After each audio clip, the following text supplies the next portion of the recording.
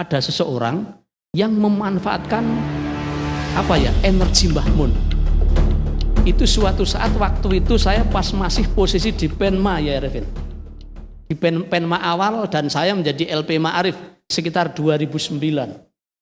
2009 itu ketika saya di provinsi, kebetulan saya di provinsi waktu itu masih ada seseorang yang komisi E itu yang menangani pendidikan, namanya Mas Iqbal, Pak Arifin mesti ngerti, Pak Iqbal. Jadi apa? Ketika semua bantuan yang ada di daerah itu kalau Pak Iqbal tidak mengatakan iya, tidak mungkin akan turun. Dan Pak Iqbal satu-satunya percaya di Kabupaten Wonosobo hanya dengan saya waktu itu percaya. Nah, suatu ketika itu ada orang yang datang ke provinsi, Pak. Dan waktu itu ke provinsi itu minta bantuan. Yang didatangi gubernur. Maaf, malah ada sing pangapunten, ya macai koyo hadratus syekh barang ya. Jadi pakai jubah, pakai sorban warna. Yang mohon maaf mengaku bahwa Wonosobo itu dia termasuk duriyai Mbah Mun. Segitunya Bapak Ibu semua. Segitunya keluarga Mbah Mun. Nah, kemudian berkembang lagi ke depan, maka kalau Wonosobo sekarang seperti ini, ya itulah termasuk cikal bakal Mbah Mun. Karena mohon maaf, bahasane Mbah Mun itu pokoknya sopo-sopo sing nguri-uri ngilmu, sopo-sopo sing nguri-uri pendidikan, kuwi mesti arep diuri-uri karo sing gawe urip. Maaf Bapak Ibu semua, perkembangan Kaliber tahun 94 itu saya ngerti persis. Pak Kiai Arifin belum punya pondok Safinatun Najah yang ada di sana, belum ada. Saya aja kalau pulang dari Kalibeber ke Garung takut Pak, kalau maghrib Pak habis pramuka Pak, belum berani Pak. Dan itu luar biasa. Dan ternyata mohon maaf, Kalibeber itu kalau saya lihat peradaban 94 itu identik, karena ini masih ada Kiai Hakimin, karena 94 saya bareng Kiai Hakimin tuh ngajar di SMP Ma'arif Melandi, bahwa yang namanya Kaliber non sewu Umayu rung pancet moto seperti sekarang Pak. Jujur tahun 94. Nggih Pak Yarifin. Unsik itu masih punya satu bangunan satu, karena bangunan itu dibangun dulu kalau tidak salah di lapangan, aslinya itu lapangan. Alun-alun Kalibeber itu. Awalnya begitu. Nah, akhirnya berkembang. Nah, sehingga apa? Perkembangan sekarang Kaliber sudah luar biasa, Pak. Kalau dulu mohon maaf, ternyata efek Mbah Mun itu dengan mendirikan Unsik dan yang kecerdikan orang tidak punya itu Mbah Mun nun sewu. Jenengi Unsik. Itu dulu kan belum Unsik. Masih IIQ, Institut Ilmu Al-Quran. Tapi sing kecerdasan orang yang tidak pernah punya itu Mbah Mun le ngekei jeneng nun sewu. Kena ngopo kok ora jenengi IIQ Wonosobo. Tapi IIQ sejak dulu mesti mlebu nilai apa? Jawa Tengah. Sampai sekarang yang namanya Unsik itu masih ada, kalau tidak salah nomenklaturnya Unsik Jawa Tengah. Orang tidak ada yang sampai sejauh itu Bapak. Ternyata Mbah Mun waktu itu sudah Unsik IIQ Jawa Tengah itu kan pikirannya kok iki berarti tidak wong provinsi ya. Ini termasuk hal-hal yang sepele tapi orang awam tidak bisa membaca pemikiran dan ide gagasan sekelas Romo Yai Muntaha Al-Hafid. Ini luar biasa. Bahkan yang terakhir saya ingat persis 2004 ketika Sedo Pak, saya ingat betul. Dulu semacam kayak Pemda itu diperaikan waktu itu, saya ingat betul. Dan saya juga mengiringi ketika waktu mau dibawa ke Ndero, itu luar biasa. Dan waktu ke Ndero, Mbah Mun kalau tidak salah waktu itu masih punya mobil hardtop ya Revin. Dan mobil hardtop itu yang berada di depan. Dan itu memang luar biasa. Dan Mbah Mun punya mobil kayak gitu. Kayaknya kok ora tahu, saya belum pernah lihat. Jo ibaratnya gelinong kemana itu enggak pernah Pak Sabna. Kita sing gawe ngomong santri nih, tok pengurus-pengurusnya tok sing nganggo. Ini luar biasanya. Untuk itu keadaannya Mas Haki kaitan dengan Mbah Muntaha. Iya, terima kasih Pak Panut. Nanti saya berharap Pak Mukorobin, Pak Fuadi. Saya sih berharap sebenarnya ada duriatnya Mbah Mun, cuma boleh jadi kesibukan tidak sempat hadir begitu. Ya, tapi poin paling penting dari apa yang disampaikan Pak Arifin begitu. Bagaimana Mbah Mun kemudian kalau kita mungkin mengenal soal wali mastur ya. yang notabene ada pada diri Mbah Mun, yang notabene itu yang ada di langit dan di bumi itu sebenarnya sudah sangat mumpuni kenal lah, tapi beliau tidak pernah menonjolkan, tidak, bahasa gaulnya tidak butuh validasi lah, tidak flexing, tidak so eksis begitu. Disitulah kemudian hal yang hari ini mungkin ya kita semualah boro-boro pinter bodoh hurung wis merasa kemudian butuh validasi, butuh diakui dengan bikin story, bikin postingan dan sebagainya. Dari Pak Panut kita belajar bagaimana kemudian Mbah Mun juga visioner ya. Tadi soal IIKI atau Uncik Jawa Tengah kok ora Uncik Wonosobo gitu. Ini juga saya juga baru tahu begitu soal visioneritas Mbah Mun. Selebihnya mungkin Pak Fuadi bisa memberikan insight, tambahan wawasan tentang Mbah Mun. Monggo. Assalamualaikum warahmatullahi wabarakatuh. Sedikit aja, saya termasuk orang yang tidak tahu banyak tentang Mbah Muntaha, meskipun sebagai santrinya. Tapi bagi saya, kesan waktu itu ya, ketika masih kecil di pondok sejak tahun 83 sampai 89 kali beber. Kesan saya Mbah Muntaha itu termasuk sosok kiai yang misterius. Beliau kan tidak termasuk orator, tidak banyak ngendikan, gitu. Tapi sekali ngendikan itu sangat menyentuh bagi santri-santrinya. Ini yang menurut saya cukup membedakan antara beliau Mbah Muntaha dengan para kiai lain. Jadi beliau bukan seorang mubalih orator, itu bukan, tetapi beliau justru karena tidak banyak ngendikan itu justru sangat menyentuh dan sangat berkesan bagi santri-santri beliau. Saya masih ingat ketika beliau dulu kecelakaan, ya Pak Arifin dulu pernah kecelakaan naik mobil di Munggang, Drongisor. Itu termasuk keajaiban karena mobilnya itu kok dilalah nyantol mobil di kayu di pohon ya Pak. Itu dan beliau selamat. Saat itu santri-santri dan masyarakat Kalibeber berkumpul semua di serambi masjid Baitur Rahim itu, semuanya pada menangis waktu itu. Beliau hanya menyampaikan satu hal, tenang wae nyong ora apa-apa. ini yang ditunggu dari beliau, yang dihentikan dari beliau, jawabannya hanya satu, tenang nyong ora ngapa-ngapa. Ngoten niku tok. Dan beliau enggak menyampaikan lebih lanjut apa. Kemudian setelah itu doa selesai ya, padahal semuanya sudah saling kebanyakan orang kan mengkhawatirkan beliau keadaannya seperti apa. Bareng waktu itu dengan Mbah Mustahal, tapi beliau menyampaikan seperti itu. Intinya bahwa beliau itu sangat memerhatikan terhadap masyarakatnya, terhadap umatnya, termasuk pada para santrinya, dan meskipun tidak banyak ngendikan, tetapi justru ketika ngendikan itu sangat diperhatikan oleh siapapun. Saya kira begitu, terima kasih. Ya, Pak Mukarobin mungkin bisa nambahi tentang sosok Mbah Mun. Assalamualaikum warahmatullahi wabarakatuh. Alhamdulillah wa syukurillah wa ala nikmatillah wa la haula wa la quwata illa billah ma ba'da. Yang saya hormati Bapak Dr. Panut, Bapak Dr. Arifin dan semua saja Pak Haki. Saya dari perspektif lain mungkin ingin menambahkan banyak hal luar biasa yang bisa kita petik pelajaran lebih-lebih di hari santri ini dari sosok besar Simah Kiai Haji Muntaha Al-Hafidh. Pertama saya dari perspektif memang kalau tadi dikatakan Mbah Mun sebagai macan yang berbeda dari yang lain, iya betul juga, memang iya. Dari sisi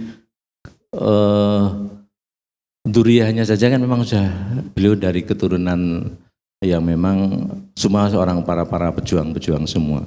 Kalau saya boleh menyampaikan mungkin untuk sekedar pemahaman kita bersama, terutama generasi muda, Mbah Mun kalau dari garis ayah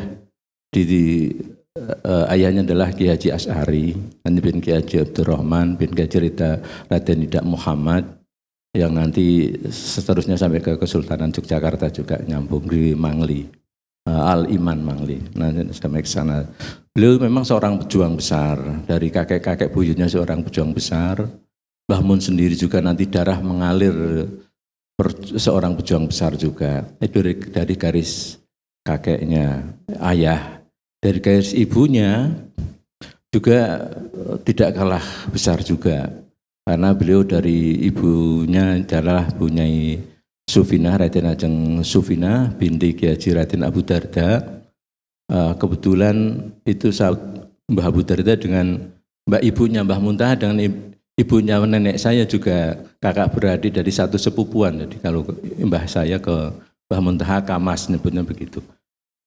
Nah, dari Mbah Abu Darda kemudian Mbah Kiai Raden Abdul Fatah sampai Mbah Kiai Marhamah, Mbah Kiai Raden Asmara Sofi, terus sampai ke Brawijaya 5 itu kalau dari garis ayah. Jadi demikian semuanya seorang pejuang-pejuang besar semua, dan dari sana kita bisa memetik pelajaran kalau Mbah Muntaha sekelas Muntaha itu karyanya luar biasa sampai sekarang bisa dirasakan, juga tidak bisa dilepas dari kakek buyutnya yang memang mereka adalah pejuang-pejuang besar ketika era kemerdekaan, pra kemerdekaan, sampai kemudian dilanjutkan Mbah Muntaha.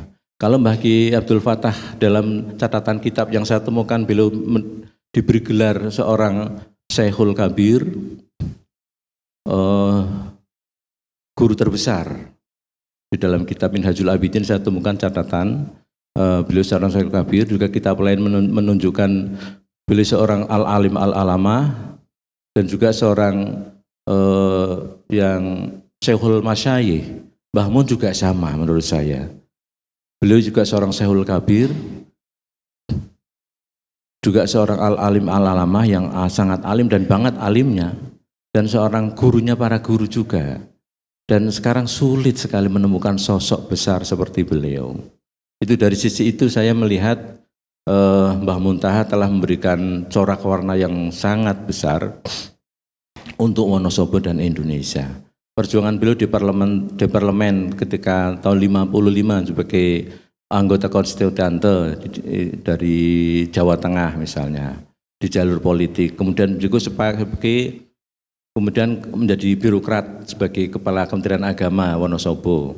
Waktu itu masih kendaraannya kalau tahun-tahun 90-an masih angkot, masih kuda ya. Dari Kauman Al-Mansur, kantornya kan di sana waktu itu. Jadi beliau sudah menggunakan kuda sebagai kendaraannya. Dan juga ketika tarik ke belakang, ketika perang kemerdekaan, beliau memimpin juga perang Hizbullah. Dan jangan lupa, ini mungkin yang generasi sekarang tidak banyak mengetahui, Mbah Mun termasuk yang sudah baris, Pak Dr. Panut berbaris di jembatan apa namanya di Temanggung itu, yang akan dipenggal kepalanya, Progo ya, Kali Progo itu, Mbah Mun sudah di dalam barisan itu dan Allah menyelamatkan. Itu jadi luar biasa. Jadi garis perjuangan kakek buyutnya juga demikian. Mbah Mun juga terjun langsung dalam perjuangan kemerdekaan dan kemudian mengisi kemerdekaan. Dan saya alhamdulillah mendekatkan beliau atau mendereki beliau kebetulan ketika reformasi 98. Saya ingat sekali waktu itu Pak Arifin masih jadi Lurah Pondok. Ya, di Kalibeber ya, Lurah Pondok.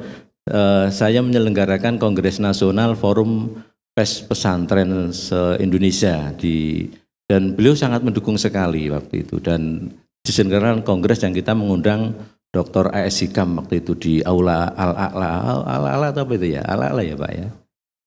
Aula Unsik itu ya. Itu masih setengah jadi waktu itu 98. Itu beliau sangat mendukung sekali, dan terakhirlah Kongres Nasional kedua setelah di Pondok Pesantren Safiyah Asem Bagus itu ya. Itu kemudian dilanjutkan era reformasi, adanya PKB. Kebetulan beliau sebagai Ketua Dewan Suro, saya Sekretaris Tanfid, dan setiap saat saya mesti yang jadi pengundul sowan beliau untuk minta tanda tangan beliau. Dan setiap saya sowan ke beliau, mesti beliau sedang membaca Al-Quran, sedang hafalan Al-Quran, sedang duduk di kursinya, dan mesti sedang membaca Al-Quran. Itu yang luar biasa. yang hari ini kita harus bisa generasi sekarang dan ke depan memetik pelajaran dari langkah besar beliau. Dan yang terakhir, betapa beliau pengaruhnya sangat kuat ketika pemilihan pilkada pertama. Bagaimana menyatukan semua langkah politik setelah kita pasukan-pasukan di lapangan yang kecil-kecil ini menyatukan bingkai reformasi politik di Wonosobo waktu itu, kita bisa menyatukan semuanya kekuatan politik saat itu untuk pemilihan, kemudian 85% memilih Bupati Trimawan dan Kholik Arif waktu itu, menyatukan semua partai politik, hampir semua partai politik, dan disitulah waktu itu saya sangat ingat, aku iki kaya digerjuk es adem rasane, karena betapa kekuatan politik bisa menyatu dan bisa membangun bersama-sama Wonosobo. Itulah Mbah Mun dari berbagai perspektif sangat luar biasa, seorang Sahil Kabir, seorang Syekhul Masai dan alim alama menurut saya. Terima kasih. Assalamualaikum warahmatullahi wabarakatuh. Ya, terima kasih Pak Mukorobin. Ada ibu-ibu yang mungkin pernah punya ingatan, kenangan tentang Mbah Mun? Iya, oke. Nanti ini paling penting nih, generasi Alpha, generasi Z. Ini generasi Alpha, J. Nanti Mas Hakimin juga. Monggo. Mic-nya mungkin.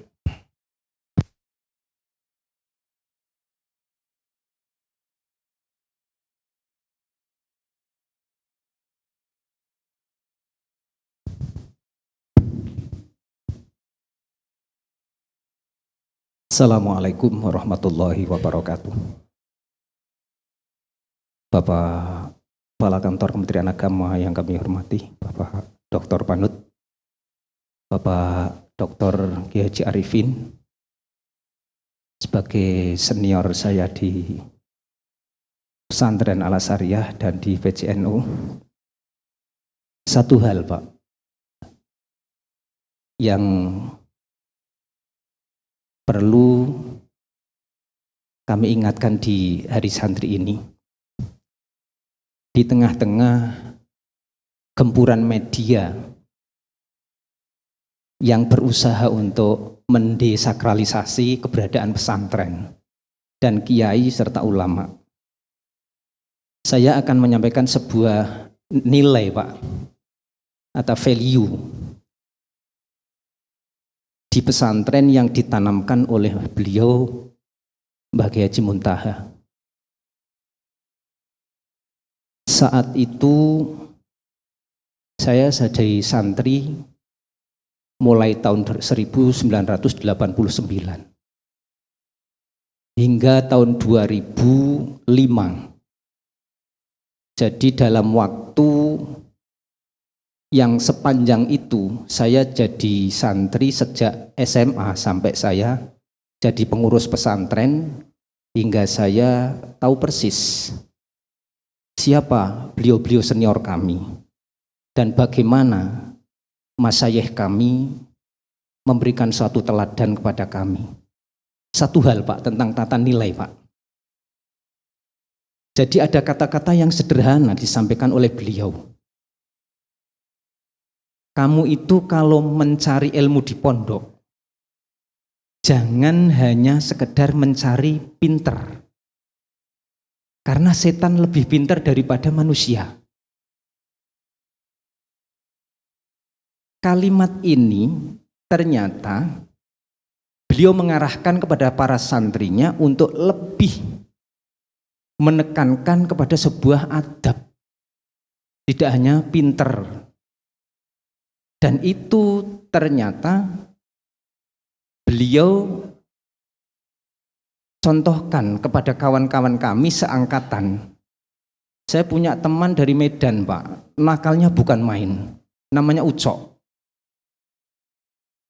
Ucok itu kalau pulang sekolah, itu tahu-tahu sudah ada di terminal pasar itu Pak. Di terminal pasar itu kejadiannya bukan kejadian kaleng-kaleng.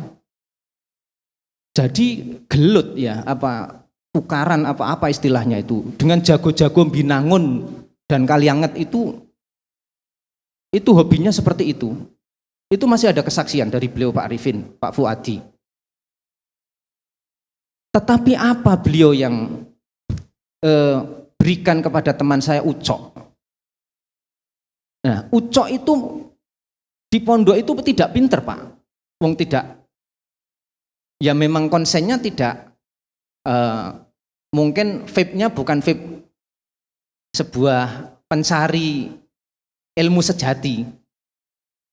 Tetapi karena niat suci dari saudara Ucok ini belajar di Kalibeber itu, karena belajar, niatnya belajar, itu oleh beliau memang tidak pernah dimarahi dan tidak ditakzir Pak. Padahal itu habis gelut tempur di angkot pasar itu di Kol Kuning itu. Saya tahu persis. Yang jemput siapa Pak? Keamanan. Pakai mobil hardtop yang Bapak Kepala ceritakan tadi. Dijemputlah.